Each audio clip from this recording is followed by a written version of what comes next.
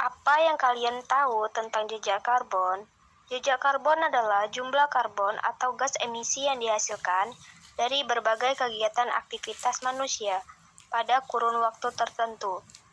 Jejak karbon yang kita hasilkan akan memberikan dampak negatif bagi kehidupan kita di bumi, seperti kekeringan dan berkurangnya sumber air bersih, timbulnya cuaca ekstrim dan bencana alam, perubahan produksi rantai makanan, dan berbagai kerusakan alam lainnya. Tugas mengidentifikasikan dan menganalisis dan mengorganisasikan data-data tentang jejak karbon. Belakangan, kita mungkin sering mendengar ajakan untuk menghitung jejak karbon yang kita hasilkan dan melakukan hal-hal yang dapat mengurangi jejak karbon tersebut. Upaya pengurangan jejak karbon ini bertujuan untuk mengatasi pemanasan global yang terus terjadi hingga saat ini. Tapi, sebenarnya jejak karbon itu apa sih? Apa aja penyebabnya? Terus, cara apa yang sebenarnya efektif untuk mengurangi jejak karbon?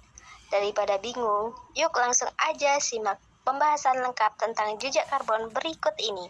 Jejak karbon itu apa sih dan apa aja penyebabnya?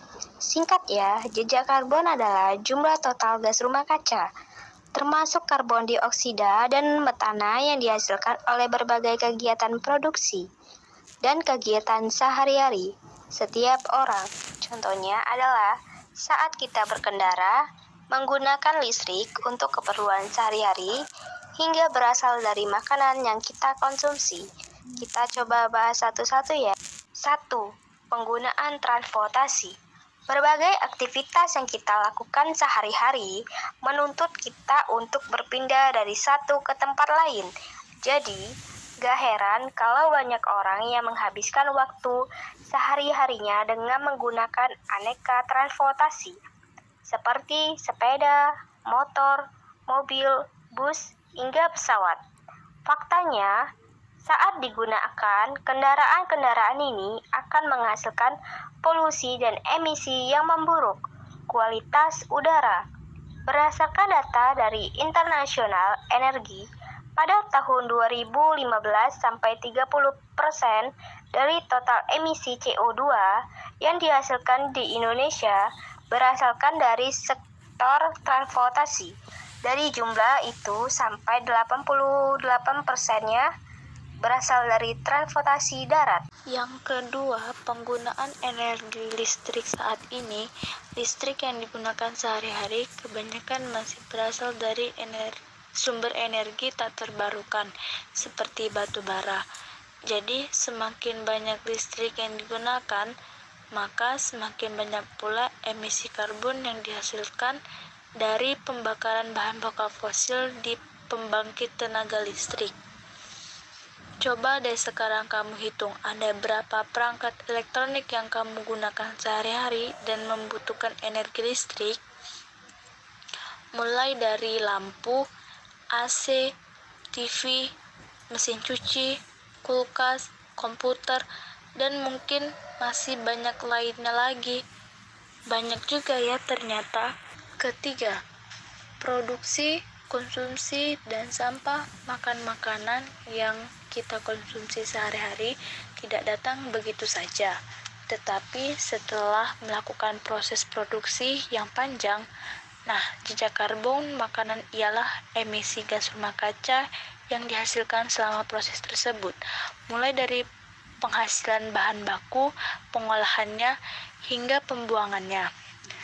Kemudian, saat sisa makanan kita tumpuk dan membusuk di tempat pembuangan akhir, mereka pun bisa menghasilkan emisi gas rumah kaca.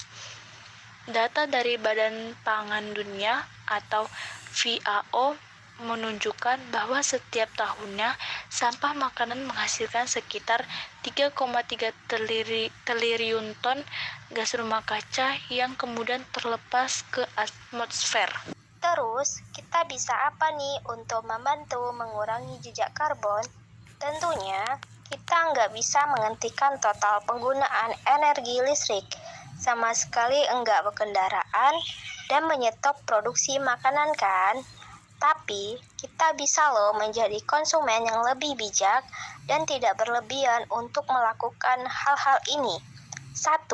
Untuk perjalanan yang relatif dekat, misalnya kurang dari 2 kilometer, coba deh untuk berjalan kaki atau naik sepeda saja. Selain lebih ramah lingkungan, kamu bisa sekalian berolahraga loh. 2. Utamakan menggunakan transportasi umum daripada kendaraan pribadi. 3. Gunakan energi listrik dengan bijak dan matikan pada saat tidak digunakan. Misalnya mematikan lampu saat tidur dan segerakan matikan AC setelah tidak digunakan. 4. Mengurangi konsumsi makanan dengan jejak karbon yang sangat tinggi, seperti daging.